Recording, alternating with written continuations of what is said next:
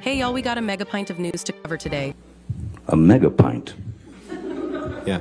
But first, let's respond to a comment from one of my previous videos. So this is the comment. People that bought a PS5 and now want to get a PS5 Pro are nuts. Okay, sir, why? Really, why is wanting to upgrade to a PS5 Pro considered nuts? Let's put this into perspective. Just like many of you, I recently upgraded my PC with 32 gigs of RAM. Am I nuts for wanting to enhance my PC's performance? And think about how common it is for people to buy a new smartphone every 2 years. Is that crazy?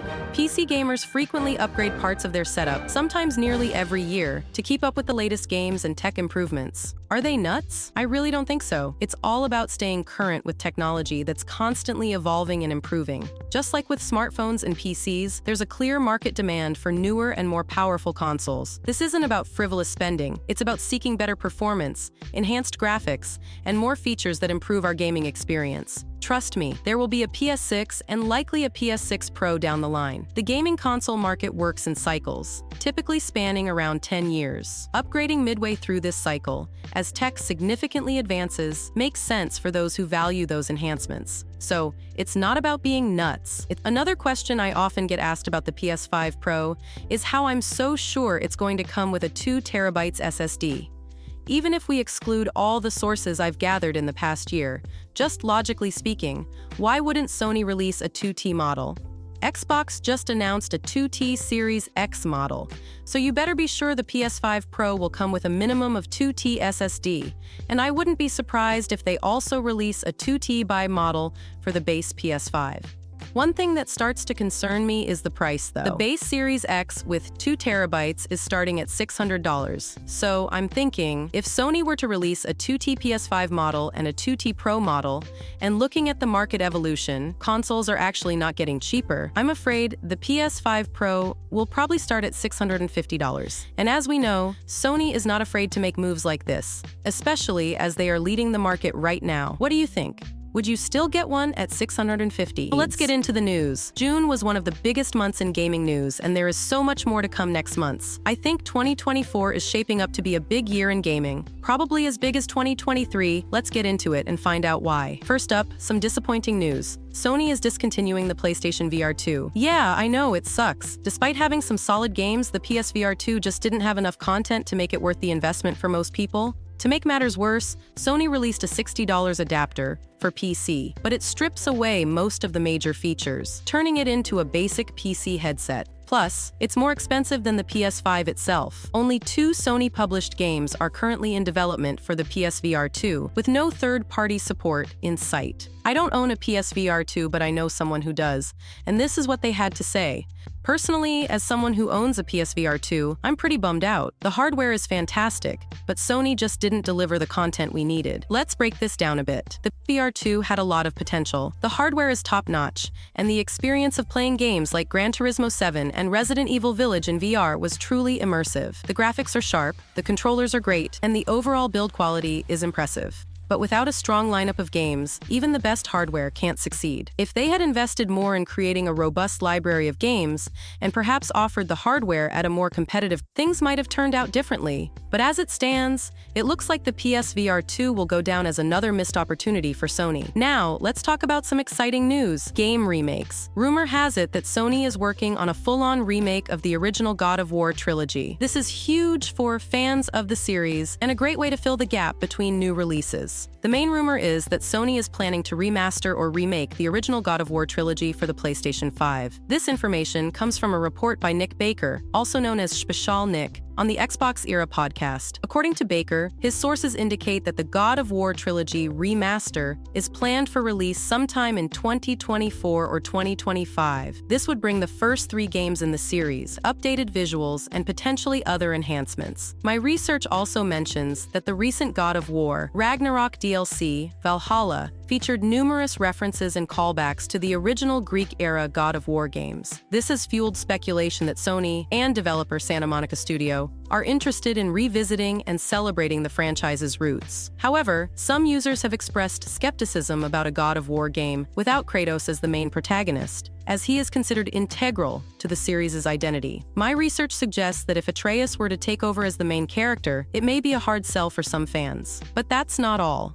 There are whispers about rebooting the Uncharted series. Instead of continuing with Cassie Drake, why not bring back Nathan Drake's original adventures? Next, we need to talk about Stellar Blade. It recently hit a milestone by selling 1 million units. While that might not sound like a blockbuster, it's still impressive for a game that started as a second-party title. Sony found the game during development, bought the IP, and helped get it across the finish line. Despite some articles downplaying its success, Stellar Blade has done well enough to likely warrant a sequel. Sony's probably happy with the results, and I wouldn't be surprised if we see more from this franchise in the future. Recently, Sony released the original 2002 PS2 classic Sly Cooper and the Thievius Raccoonus for PlayStation Plus premium subscribers on PS5 and PS4. Fans have responded with enthusiasm, reflecting their long-standing demand for more Sly Cooper games. According to a report by True Trophies, from a data sample of over 3.1 million active PSN accounts, Sly Cooper had the biggest launch for a game on the PlayStation Plus Classics Games catalog, which is only available for PlayStation Plus premium subscribers.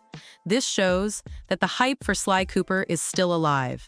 Hopefully, this motivates Sony to greenlight a new project and finish the cliffhanger left in Thieves in Time. Now, let's talk about PS3 backwards compatibility on PlayStation 5. The discussion has been ongoing for years, with emulation being a significant focus. Back in 2020, Hip Hop Gamer mentioned a remastering engine that would allow PS1, PS2, and PS3 discs to be used on the PS5, updating games automatically. This feature didn't materialize at launch, but there are still talks about disc support coming. Jeff Grubb and Moore's Law is Dead have both mentioned that Sony is working on PS3 emulation, with progress being made. Over the weekend, Special Nick from the Xbox Era podcast stated that Sony will be bringing select PS3 games to the PlayStation 5 for download. He wasn't sure about features like FPS boost, but this aligns with previous reports suggesting Sony is working on PS3 emulation. The idea is to bring select PS3 games to the PS5, similar to how select Xbox 360 and original Xbox games are available on newer Xbox consoles. This could motivate more players to transition from PS4 to PS5 if it becomes a premium feature. The prospect of PS3 games becoming downloadable on PS5 is exciting, especially with the possibility of enhanced features. This could significantly enhance the value of the PlayStation Plus premium subscription. Let me know if you're excited about the potential for PS3 downloads, or if you don't care that much. Share your thoughts in the comments. Astro Bot's development time is surprisingly long. The creative director at Team Asobi, Nicolas Doucet, revealed in a past interview with GamesIndustry.biz that it took them 3 years to make Astro Bot with a team of 60 people. Considering that Astro's Playroom launched nearly 4 years ago, this suggests the game has been ready for some time. It makes me wonder if Sony set its launch for later this year to coincide with the potential release of the PlayStation 5 Pro. This is speculation on my part, but it seems plausible given the timing. Do you think the PlayStation 5 Pro is mentioned in the new Astro Bot game? Let me know in the comments. Let's talk about Concort, PlayStation's new 5v5 live service shooter. It's been described as a mix between Guardians of the Galaxy and Overwatch, with a touch of Destiny's floaty movement. A bunch of people got access to play it, and a public beta is set to open in July. The beta will run from July 12th to the 14th, and the game officially launches in August. Concort features 16 heroes, 12 maps, and 6 modes at launch. Post-launch content, like seasons, will be free. However, keep in mind that this is a $40 game, so you're paying upfront. The gameplay has some unique mechanics. Movement is floaty, reminiscent of Destiny or Halo, with most characters having a double jump and some with a triple jump or dodge. Each hero has 2 abilities and a passive skill, but no ultimate abilities. Each hero also has a unique weapon and health pool. Before a match, you select a small crew of heroes to choose from during the game, which means you can't swap through the full roster once the match starts. This could be a strategic decision to encourage team dynamics, but it might feel restrictive restrictive compared to games like Overwatch. The shooting mechanics have been described as similar to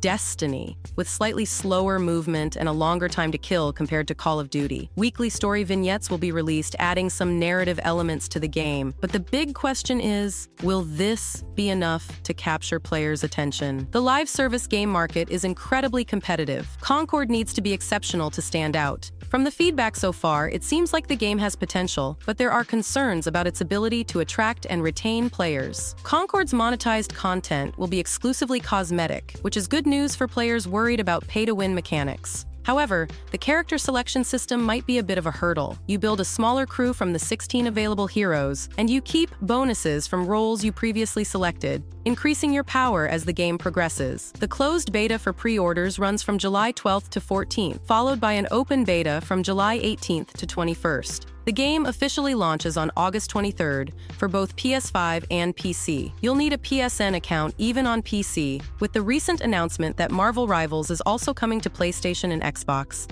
I thought it would be cool to share some footage and impressions from those who have already played the game. Marvel Rivals is a third-person, PvP, free-to-play game with a massive selection of Marvel characters running on Unreal Engine 5.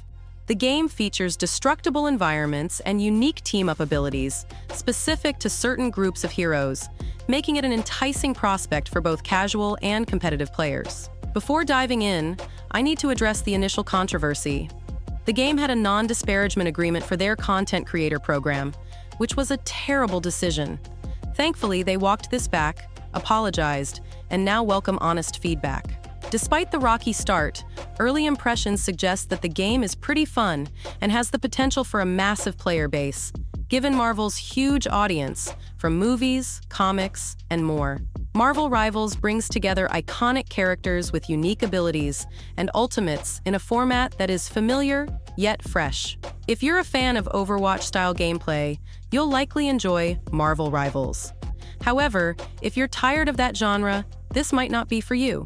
The game is currently in alpha, so there are performance issues, including frame rate drops and input lag, especially noticeable on high-end systems like a 4090. There are areas in the maps that need adjustments, and some heroes are more powerful than others, so balance changes are necessary before launch. However, with the announced console versions, there's hope for a bright future for Marvel Rivals. Now let's dive into some gameplay footage shared by others. In these clips, you'll see characters like Punisher and Star-Lord, both DPS characters that use guns, which suit a fast-paced playstyle. Enjoy the footage, and let me know your thoughts in the comments below. In this match, players are using Punisher, who has a mix of ranged and close-quarters abilities, making him versatile in different combat situations. The destructible environments add an extra layer of strategy to the gameplay. Marvel Rivals' team dynamics are interesting, with different heroes having abilities that can complement each other. For example, Groot and Rocket Raccoon have team-up abilities that enhance their effectiveness in combat. The game features various modes and maps, each offering unique challenges and requiring different strategies. It's fun to experiment with different hero combinations and see how their abilities synergize. Overall, Marvel Rivals has a lot of potential. The game is fun and offers a fresh take on the hero-based shooter genre with its unique Marvel twist. With more polish and balance adjustments, it could be a big hit. This game has been surrounded by a lot of controversy, but let's first talk about the gameplay and whether it's worth playing.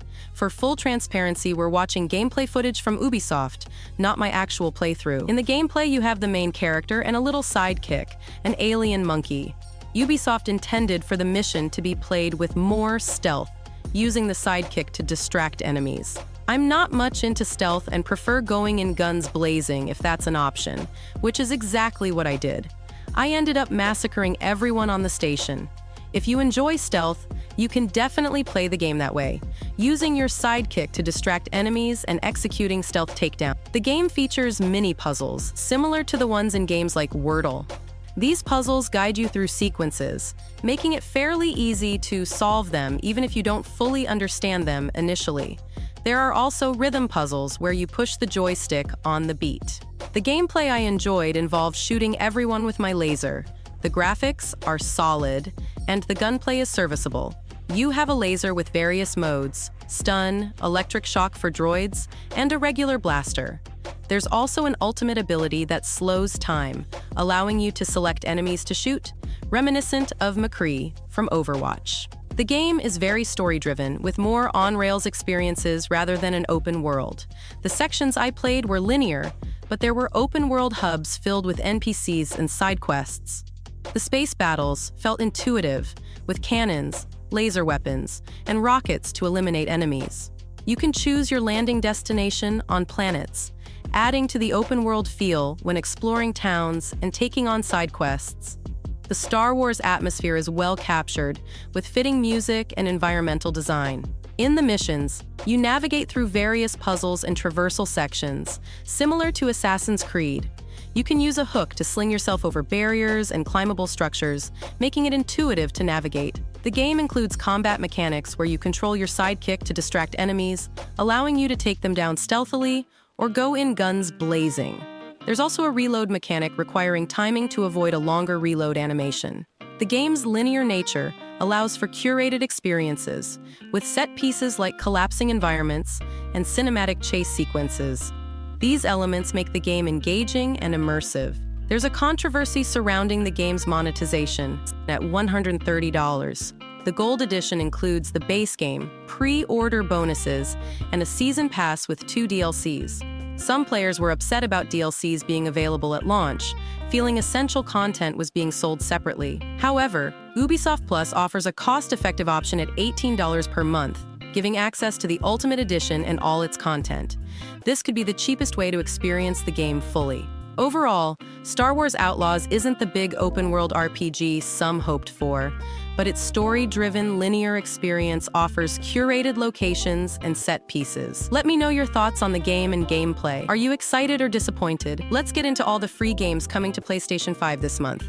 And I'm not just talking about PS Plus Essentials. I have some small surprises for you. But first, PS Plus Essential for July. These games are available to download for all PlayStation Plus members. Remember to redeem your monthly games, even if you don't plan on playing them right away. Once redeemed, they are yours to keep as long as you remain a PlayStation Plus member. First up is Borderlands 3. This outlandish looter shooter lets you play as 4 different vault hunters, each with unique abilities, to stop the evil Calypso twins from taking over the galaxy. The game features crazy characters, stunning new locations, and a plethora of absurd weaponry. The PS5 version supports 4-player co-op both online and split-screen, while the PS4 version supports 2 locally. Next up is NHL 24, a sports simulation game that brings the excitement of hockey to your console. This edition features a new physics-based contact system for realistic tackling and an exhaust engine that adds pressure-based gameplay dynamics. Finally, we have Among Us. This indie space chore simulator has you performing mini-games to prepare your ship for launch while trying to avoid being assassinated by imposters. The game's charm lies in its chaotic multiplayer mode, where players argue and accuse each other of being the imposter.